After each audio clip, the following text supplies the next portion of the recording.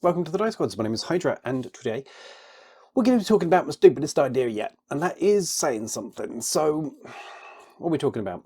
This series of videos is going to chart my personal journey in growth and development to the Interplanetario 2026. Now, if you're not familiar with the Interplanetario, that is the huge Infinity and Warcrow celebration, which happens in Vigo, Spain, normally once a year. It's scheduled for August of 2026, and it's hosted in the home city pretty much of Corvus Belli. So a lot of the Corvus Belli team are there. Some of the Corvus Belli team are involved in organising it, and it tends to be around 140, 150 player Infinity event and a very large Warcrow tournament as well. Split over 3 days. We get announcements. We get lots of new stuff. It's a hell of a celebration of the system.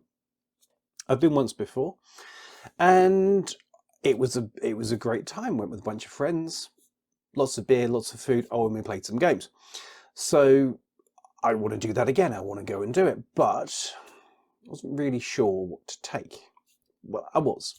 The original plan was to run my Shinden Butai. I picked them up, new army, all nice and shiny, Vet and 5, all the and units, really, really cool. But then I had a brainwave. Now, before we go into that, this series is going to be occasional. We're going to have a bit at the front where I talk about the army that I'm taking. I'm going to talk about painting it. I'm going to talk about the lore that I'm writing for it as well. So I like a bit of fluff around my armies. Some list writing concepts, and probably actually it'll be during this initial spate that I do the faction focus for that particular army as well. So a lot of it will only be available to members and Patreons. That's going to be predominantly an exclusive series for them. So if you haven't, do consider joining that. More about that at the end. But yeah, I thought we'd do a little bit of a background and a bit of a story time, because I've decided I don't want to make it easy on myself. I don't want to do Shinden Butai. I'm going to do something else. So, it's actually now about 13 years since I started playing Infinity. I came to this game, a bit of background, like I said, story time. This is one to listen to while you paint, you know? I came to the system when Warhammer 40k 5th edition died in June of 2012. Had a Blood Angel army, loved my Blood Angel army. I've been working my way through it, painting it quite nicely.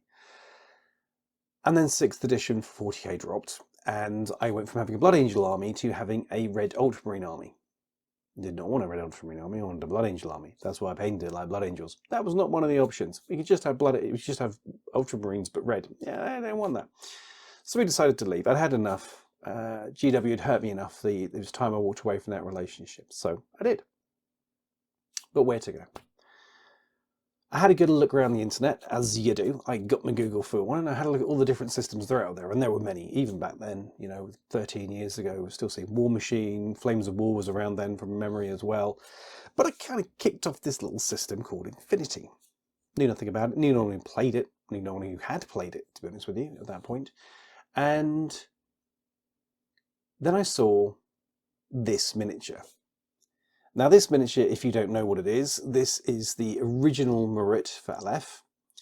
Yes, it has forearms, yes it has boobs, yes it has a booty to die for, and it has bunny heels, and bunny ears and heels, and something about this miniature spoke to me. Can't tell you what, really don't understand why, but it absolutely baked my noodle. It was the thing, it was the hot dog, it was the, whoa, yeah, thank you very much. So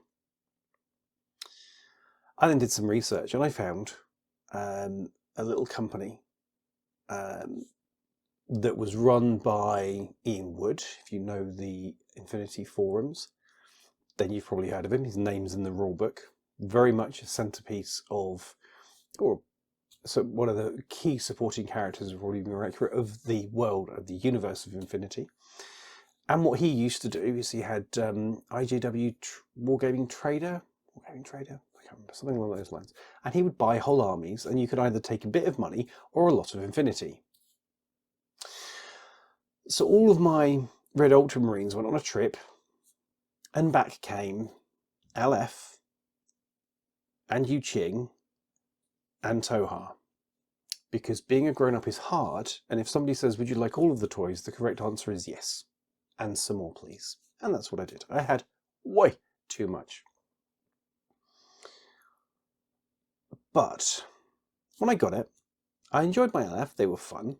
Not nice to build back then, but fun to play. And I liked my Yuching. They were kind of cool. I didn't like Toha. Still, even now, don't like Toha. They're not my army, and they never will be. I just have too much soul. That's the problem. I have too much self-respect to play Toha. It's just the world we live in. Sorry, guys. So, which is not obviously casting judgment on Toha players, because we did that long ago. If you play Toha, we already know what you are. It's fine. But I owned them, and they were there, and that was the thing. But after a little while of playing, I decided to diversify, because I bought all of the stuff for the other ones, you know. And I happened upon Pan-Oceania, the hyperpower. Meh, not really particularly fast. But then there was this little corner. Shock army of something or other, completely unpronounceable. It was almost unpronounceable. Shock army of Acon Cemento. Shock army, Acon Cemento Sectorial Army. That's ASA. Shock army, Acon Cemento SAA. There's so many acronyms. It's got many different identities. Yeah, it's known as those things. Also, dear God, please stop. Don't do that. It hurts. Those are other names people have for it. And I picked that army up and I sort of brought it into my collection. And we had these horrible little regular miniatures, the light infantry, horrible things. Modelled on cast members from Lost, which was a thing back then, the TV show Lost. And it worked for me. Like, it really worked for me. Like, me and that army were like this. We got it. We got each other. There was a meeting of minds and a growing of violence. And I really, really, really gelled with that playstyle. It's as a playstyle, if you're not familiar with Shock Army, if you're newer to the system, Shock Army is, as I've been describing for over 10 years, a house brick in a sock. And you grab the soft end of the sock and you swing it as hard as you can repeatedly at the enemy, and you hit them with the sock, and you keep hitting them with the sock until they stop doing whatever you don't want them to do. And then, and this is the important bit that some people get wrong, you continue to hit them with the brick in the sock. Just because they stopped doesn't mean you do. Shock Army is violence incarnate in a army that historically has been about the shooty-shooty. Shock Army refined that further to be the runny at you and shooty-shooty. That was their whole thing. They were just fun, and I got it, and I could be surgical with them, and it didn't seem to matter for quite some period of time what I came up against. I could deal with it, and I could hurt it, and I could win the day. It was great. In fact, my record with Shock Army was to go 10 games in a row of straight victories, 5 of them by tabling. It was a lot of fun for me. I enjoyed it. Anywho, so I had that army and I painted it all up and I loved it and it was great and it was shiny and I played it death. So I sold it. Because otherwise I wasn't going to stop playing it. And I knew it. And the store owner where I used to do demos was like, I'm looking for an army. I really like your Shock Army. It looks really cool. It is really cool. We came to an agreement and he bought my Shock Army and suddenly I was Shock Armyless. And that was fine for 6 months. Then I bought it again. So I bought it for the second time. Yeah. And that was also great. And the run continued, just violence. I create stupid lists so that, because there was a certain way of running it that was just incredibly powerful. Certain ways of running it that was incredibly powerful. And if you got that first turn, Alpha Strike off, yeah, it was just nothing but bits. It was great. I loved it. Anyway, eventually we sold that because I stepped away from Infinity. I took a break for a long period of time, so I sold my armies off and that went too, and I was fine with it. It was no problems at all. Then we came back at the end of third, start of fourth, and there were new miniatures. So I picked all those up and we ran Shock Army for the third time and I painted all those and that was really fun. But it wasn't necessarily working for me in the way that I wanted it to. There were issues with... it just wasn't working for me, so I sold it. regretted it instantly because they went out of production. This is all from memory, so yeah, details are here and there. But I sold it again. The guy that bought it was really happy. It was fab, you know. And Shock Army was it still just worked for me. But anyway, I kind of came into 4th edition, that's for N4, and I wasn't playing Shock Army. All my Shock Army had been sold. I was free. And then it was out of production, so you couldn't get it anyway. The prices were ridiculous. You know, you wanted to buy this, you're looking at hundreds of euros. So yeah, we kind of walked away. It was fine. Then N5 happened, and they weren't even in the game anymore. Shock Army was gone. Poof, out the window. It was over. The dream was over. My love had left me. Yeah. And so, with the Interplanetario 2026 coming up, Shindin Butai was on deck. We're painting it for a league over here anyway, so it all makes sense. You put all that together. I'm painting it already. I own the miniatures already. It's a new miniature, just a new army in the game. What could go wrong? CB could go wrong. They could reintroduce Shock Army. And that, unfortunately, when they reintroduced that to Infinity Army a couple of weeks back, was more than my self-control could bear. So I have decided, in my infinite wisdom, that what I will do is I will go to the Interplanetario 2026 with a Shock Army of Ancontismento force. With its own lore and background, slightly different paint job. I have a vision. It's going to be great. All I have to do is find it and buy it. I mean, what could go wrong? I got very lucky with a friend had a Drago already, so that's here.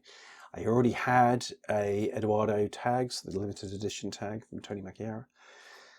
I had that already, so I had 2 tags. We were well on our way at this point.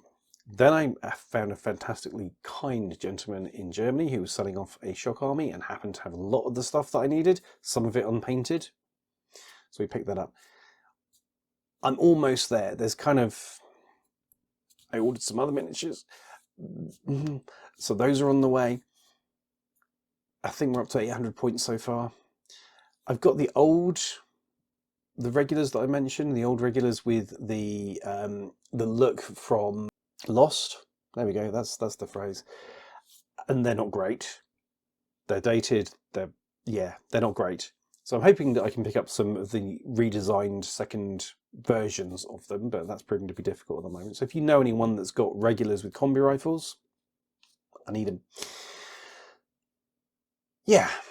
So between now and next August, the plan is to finish writing the lore, I've got to sort out the colour scheme. We've already started buying paints. Got some nice greens here. And some nice greys. So that's the thing that's going to be happening. I'm going to get that colour scheme sorted. I've got some bases picked out. Source them in studios. I'm going to do some very heavily customised ones of theirs for the bases for these as well.